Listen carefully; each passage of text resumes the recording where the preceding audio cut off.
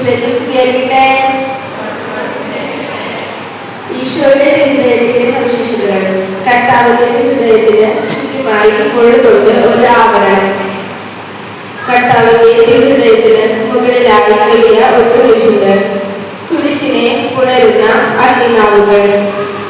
തിരുഹൃദയത്തിൽ വലിയ ഒരു മുറിവിൽ നിന്ന് ഒഴുകിയിറങ്ങുന്ന തിരുരക്തവും തിരിച്ചലവും. അനന്തമായ സ്നേഹം.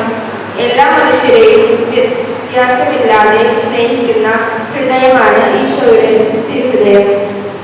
കരുണയും ക്ഷമയും. പാപികളെ സ്വീകരിക്കുകയും മാനസാന്തരത്തിനും ക്ഷമയ്ക്കും വിളിക്കുകയും ചെയ്യുന്ന കരുണാനിധിയായ ഹൃദയം.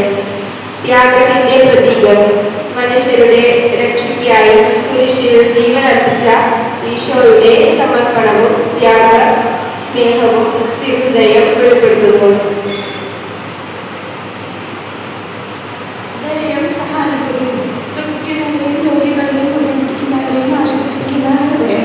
സമാധാനത്തിന്റെ ഉറപ്പ്.